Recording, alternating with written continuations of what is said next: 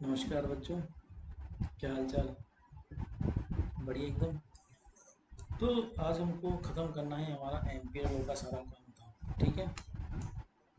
Practice questions करेंगे कुछ, और इन प्रैक्टिस क्वेश्चंस के बाद में आपका जो है एम्पियर लॉ का बचा हुआ सारा काम ख़त्म हो जाएगा, ठीक है ना। बड़े आसान सवाल है, ठीक है। होपफुली तुम लोग सारे सवाल कर रहे हो और अपनी स्टडी को एक अंजाम दे रहे हो। ऐसा नहीं है कि आप लोग अंधाधुंध पढ़ रहे हो, लाइन टू लाइन पढ़िए, ठीक है। नोट्स बनाइए प्रॉपर तरीके से, अच्छे से रिवाइज करिए और अपना काम चलाइए, ठीक है ना बच्चों। तो चलिए आगे बढ़ें। ये हमारा लास्ट था जो भी था, इसके आगे हमको चलना है। तो क्वेश्चन लिखो। ये कौन सा क्वेश्चन था? वन। तो टू हम लोग ले लेते हैं। लिखो, two long wires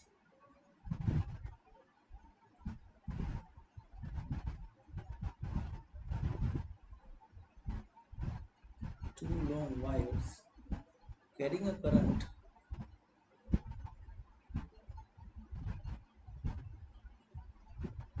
carrying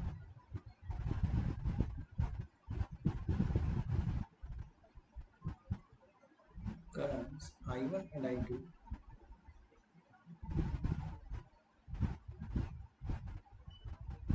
are placed perpendicular are placed perpendicular to each other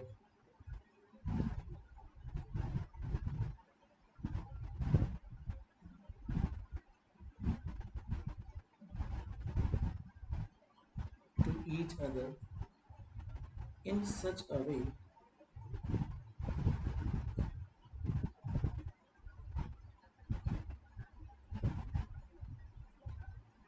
in such a way that they just that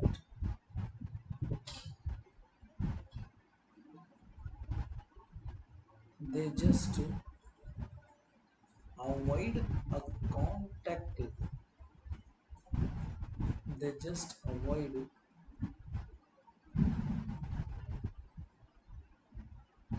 a contact। और मैं डायग्राम बनाऊंगा तो समझ में आ जाएगा आपको। Find the magnetic force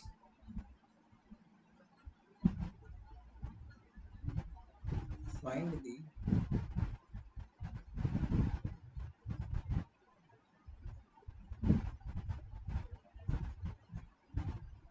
magnetic force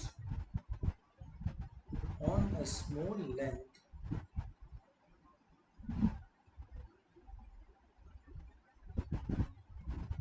on a small length of the second wire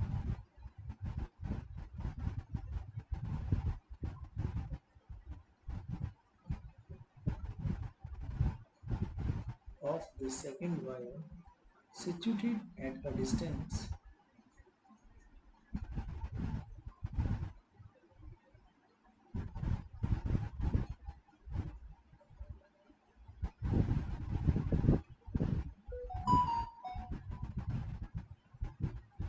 situated at a distance L from the first wire from the first wire। आई बात समझ में? देखो, डायग्राम कुछ ऐसा है कि दो वायर हैं और दोनों में करंट I1 I2 फ्लो हो रहा है। समझाता हूँ। इलेक्ट्रिसिटी चली गई बट आप लोग पढ़ते रहिए। ये पहला वायर है और ये दूसरा वायर है। इसमें जो करंट फ्लो हो रही है वो है I1 और यहाँ जो करंट फ्लो हो रही है वो है I2। आपको एक ऐसे पॉइंट पर फील्ड निकालना है। मान लेते हैं कि I2 के ऊपर आपको छोटी सी लेंथ पर मैग्नेटिक फोर्स निकालना है। तो मैं एक छोटी सी लेंथ मान लेता हूँ जो दोनों के कांटेक्ट से एल डिस्टेंस पर है, ये है वो डीएल लेंथ। क्या है वो? डीएल लेंथ है। तो अगर मैं I2 के ऊपर फोर्स निकालना चाहता हूँ तो I2 पर आपको मैग्नेटिक फील्ड चाहिए, और I2 पर मैग्नेटिक फील्ड किसकी वजह से आएगा? I1 की वजह से। सो फॉर I1, I1 की वजह से मैग्नेटिक फील्ड कितना आएगा बेटा? क्योंकि इन्फाइनाइट वायर है ना I1, तो इन्फाइनाइट वायर इसलिए B1 की वैल्यू इन्फाइनाइट वायर की वजह से कितनी आती है? म्यू नोड I1 अपॉन, और एल डिस्टेंस पर आपको निकालना है क्योंकि फोर्स हम वही निकाल रहे हैं ना, इसलिए फ्रॉम इनफाइनाइट वायर, सिंपल। तो एफ का जो वैल्यू है वो कितना आएगा? IBL, ये हमने पहले से डिसाइड किया हुआ था, इतना आता है। या फिर आप ये मान लीजिए कि IBL के अलावा हम लोग इसको ऐसे लिख सकते हैं,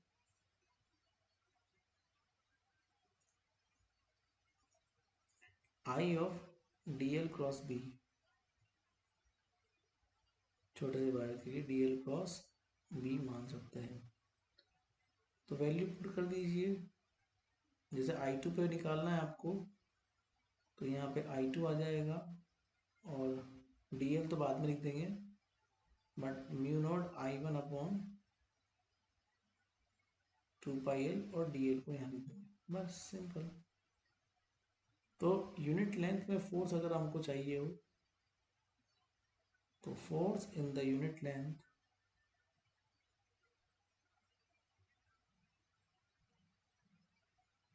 is equal to mu not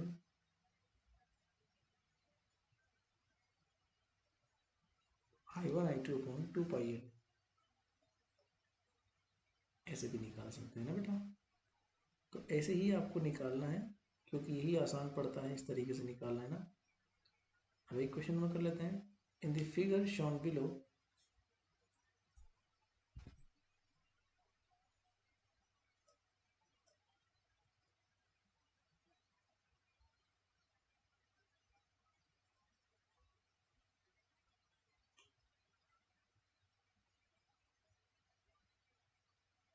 in the figure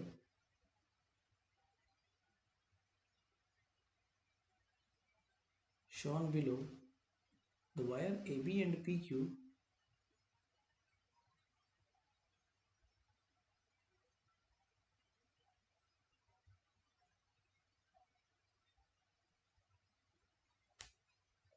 vary constant currents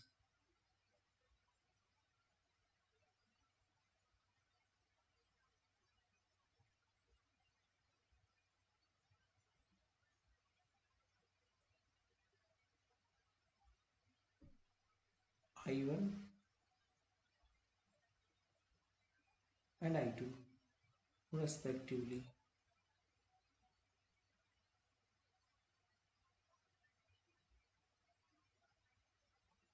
PQ is uniformly distributed. PQ is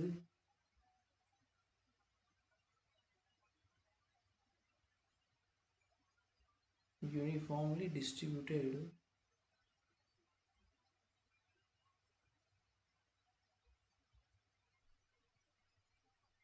mass M,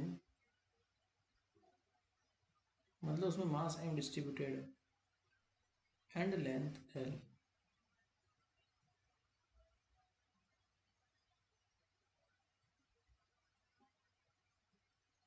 AB and PQ are both horizontal,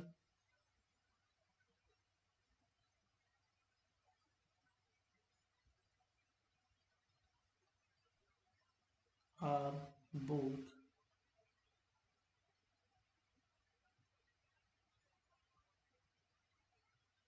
horizontal and kept in same vertical plane.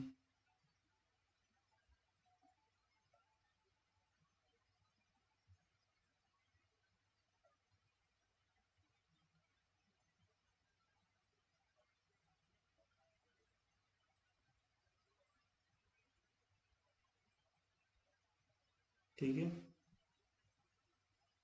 The P Q is at equilibrium,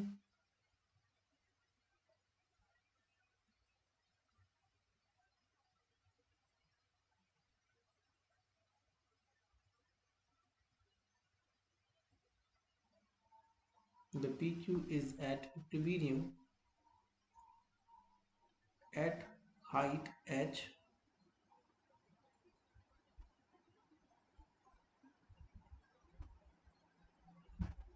at highs at find h in terms of question एक है find h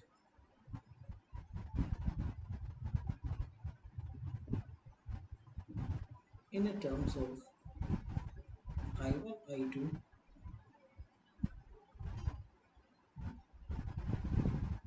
M G L and other standard constant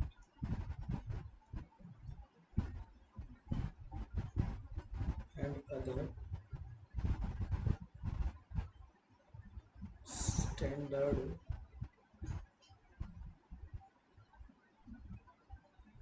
constant. दूसरा है if the wire PQ is displaced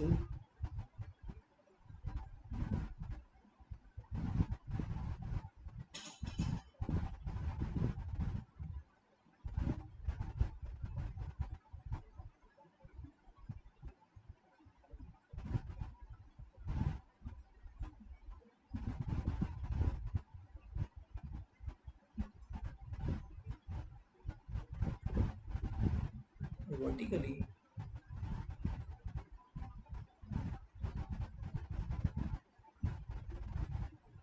by a small distance,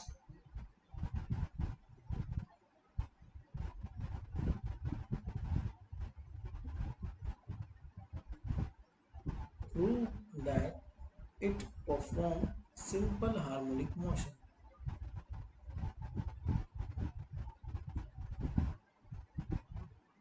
Prove that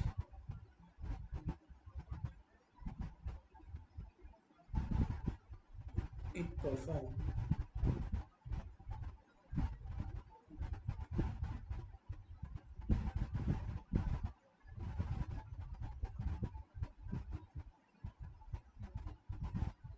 simple harmonic motion. Find the time period h and z.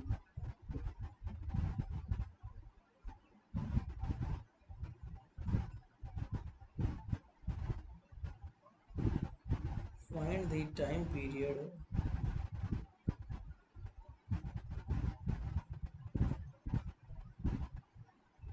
समझाते हैं। सवाल बड़ा लंबा है, ठीक है, बट उतना ही आसान है। ये सब डायग्राम को एक्सप्लेन करने के लिए इतनी भारी लैंग्वेज आपको दे रखी है, ठीक है ना। आप डरिएगा मत इस लैंग्वेज से, लैंग्वेज भारी है पर कंटेंट आसान है, इजी फिगर है। क्या दे रखा है? In the figure shown below the wire A B and P Q are constant current are at constant current I one I two respectively. दो वायर है ए बी और पी क्यू, ठीक है ना। अब पी क्यू में यूनिफॉर्मली मास डिस्ट्रीब्यूशन है एम और उसका लेंथ कितना दे रखा है आपको? एल दे रखा है। AB and PQ are both horizontal and kept in the same vertical plane. ये बात समझना। दो वायर हैं, दोनों हॉरिजॉन्टली प्लेस्ड हैं, ऐसे सेम प्लेन में, ऐसे और ऐसे। PQ के अंदर मास डिस्ट्रीब्यूशन है और इसकी लेंथ L है।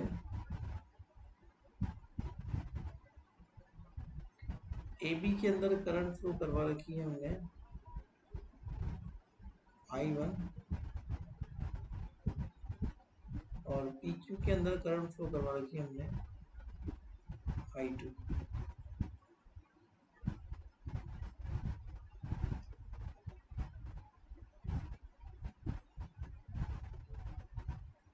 ठीक है, दोनों के बीच इसने एक चीज बोली है, देखो ध्यान देना कि PQ is at equilibrium at height h मतलब हाइट एच पे वो इक्विलिब्रियम में रखा हुआ है, मतलब फिक्स है, हिलेगा नहीं वहां से, ऐसा उसने बोला हुआ है। ठीक है, ये यूँ कह रहा है बेटा, find H in terms of this factor and other constant. आपको एच निकालना है इन सब की टर्म्स में, वो तो निकाल लेंगे, खैर कोई बात नहीं। बट इसने क्या मास दे दिया, P2 को उसने मास दे दिया, तो जब PQ को उसने मास दे दिया तो हम ये जानते हैं जब भी कोई मास होता है ना, तो उस मास पर ग्रेविटी लगता है। ये बात आप समझते हो? तो अगर इसने मास दे दिया तो इस पर एक ग्रेविटेशनल फोर्स mg नीचे की ओर लगेगा। क्यों लगेगा? क्योंकि उसने बोला है कि मास है, और ये जो mg है ये फोर्स लगेगा और इसे बैलेंस करेगा न्यू मैग्नेटिक फोर्स, क्योंकि मैग्नेटिक फोर्स जब नहीं होगा तो बैलेंस कैसे होगा? तो मैग्नेटिक फोर्स ऐसे लगेगा। क्यों लगेगा? क्योंकि ए बी के अंदर करंट ऐसे फ्लो हो रही है, तो ए बी की वजह से पी क्यू पर जो मैग्नेटिक फील्ड है वो ऐसे आएगा, मतलब बाहर की ओर। तो यहाँ पर जो मैग्नेटिक फील्ड होगा वो बाहर की ओर होगा, और अगर ये ऐसे है नीचे आपका ऑब्जर्वेशन पॉइंट, तो यहाँ पर भी मैग्नेटिक फील्ड बाहर होगा। खैर इससे कोई काम नहीं है, काम तो पी क्यू से है।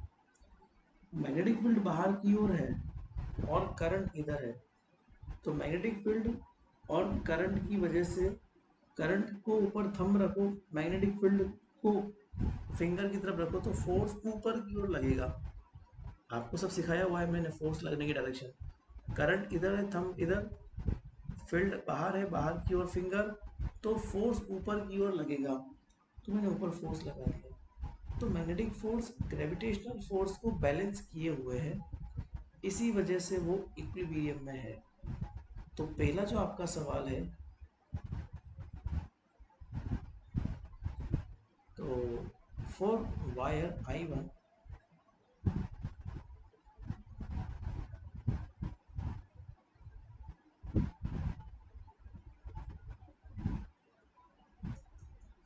F1 इज इक्वल टू कितना हो जाएगा, mg, और ये बैलेंस करेगा F1 मैग्नेटिक फोर्स को। ये force I1 wire I2 wire पे लग रहा है, और मैग्नेटिक फील्ड 1 का लगेगा और L लेंथ के ऊपर लगना है ये। तो वही I2 हमेशा की तरह इनफाइनाइट वायर के साथ mu naught I1 upon height की करस्पॉन्डिंग लग रहा है वो। ठीक है, तो mg is equal two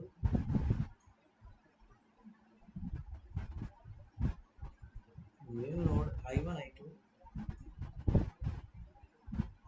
upon 2 pi h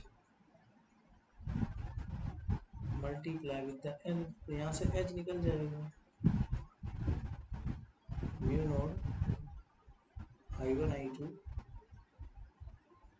L upon.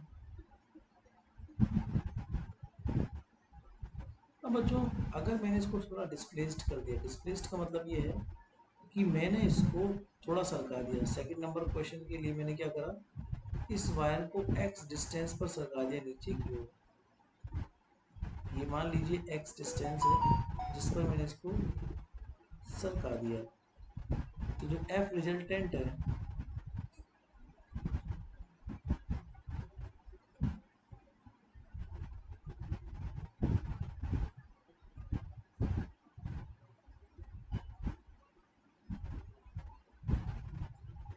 वो देखो mg फील करेगा माइनस में, mg तो लग रहा है नीचे की ओर और ऊपर लग रहा है आपका mu naught I1 I2 L upon, अब डिस्टेंस हो जाएगी 2 पाई h माइनस एक्स। बच्चों mg ज़्यादा है क्योंकि वायर नीचे आ रहा है ना, इसी वजह से mg ज़्यादा है, और f कम है जो ऊपर लग रहा है। तो यहाँ पर अगर हमें कोई भी इक्वेशन ऑफ मोशन निकालनी होती है ना, तो सिस्टम पर लगने वाले फोर्सेस को ma के बराबर रख दो। ma मतलब m d2x upon dt square, और सोल्व कर लो इसको, बराबर mg minus mu naught I1 I2 L upon 2 पाई एच बाहर निकालो, 1 minus x upon H count कर जाएगा। इसको फिर ऊपर ले जाएंगे हम लोग थोड़ा सा सोल्व करने के लिए। तो M of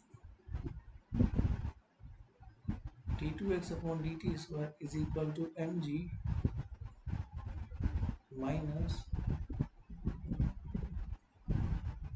mu naught I1 I2 L upon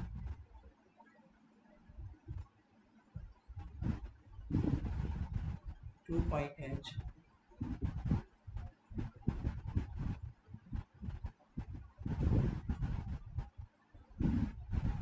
minus, या फिर इसको x की वैल्यू बहुत कम है, ऐसे तो बाइनोमियल एक्सपेंशन करके पावर को आगे ले लेंगे। After the binomial expansion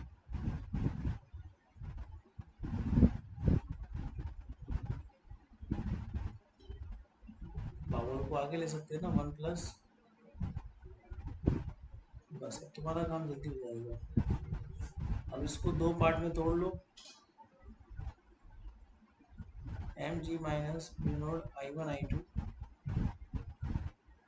L upon 2 pi h, यहाँ h का वैल्यू पुट कर दो, minus mu naught Lx upon 2 pi h square. इसको नेगलेक्ट कर देंगे क्योंकि h की वैल्यू वैसे बहुत ज़्यादा है और उसमें स्क्वायर में इन्वर्सली प्रोपोर्शनल है, और x का वैल्यू ऑलरेडी बहुत कम है, और यहाँ पे हम लोग h का वैल्यू पुट करेंगे। So put the value of h, और h की वैल्यू पुट करते थोड़ा सा इसको सॉल्व करेंगे, पर इसको जीरो नहीं कर सकते ना। h का वैल्यू क्या है, ये है। अच्छा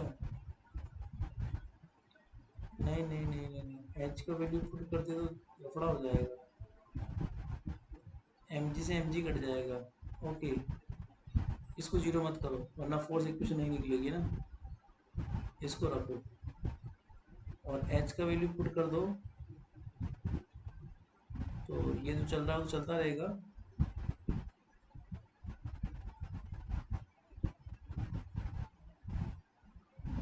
h का वैल्यू पुट दी भी mg बन जाएगा, फिर ये तो खैर रहेगा जो रहेगा इसे, mu naught I1 I2 Lx upon, अब एक हमारे पास सिंपल हार्मोनिक मोशन की इक्वेशन बन जाएगी, m of d2x upon dt square plus mu naught I1 I2 Lx upon. तो बच्चों क्या ये ऐसी इक्वेशन बन गई क्या सिंपल हार्मोनिक मोशन की, जहाँ पर ये फ्रिक्वेंसी ओमेगा स्क्वायर कहलाती है। तो हम ये बेसिकली जानते हैं कि ओमेगा स्क्वायर के लिए ये होता है equation d2x upon dt square plus omega square x बराबर 0। तो कंपेयर करो तो ओमेगा स्क्वायर की वैल्यू m को डिवाइड करने के बाद मिलेगी, मतलब mu naught I1 I2 L upon 2 pi that's it. और इसका तुम निकाल लो तो हाफ लाइफ भी निकल जाएगा। बेसिकली अगर आपको लगता है तो ये h का वैल्यू भी है, इसको मैं जी एच अपॉन एच स्क्वायर भी कर सकता हूँ, या फिर इसको जी अपॉन एच कर सकता हूँ। तो टी अगर निकालना हो तुमको तो टी भी निकल जाएगा, 2 pi upon omega that is H upon G. तो ये सिंपल हार्मोनिक मोशन है, और सिंपल हार्मोनिक मोशन की वजह से इस तरीके से तुम क्या निकाल सकते हो, फील्ड निकाल सकते हो। ठीक है बच्चों, तो आज की क्लास इतनी ही है, ये हमारा काम खत्म हो गया। कल से अब हम लोग नया टॉपिक शुरू करेंगे, ठीक है ना। बहुत ही प्यारा टॉपिक है, बहुत ही इंटरेस्टिंग टॉपिक है, मज़ा आएगा आपको, ठीक है। चलिए बाय बाय।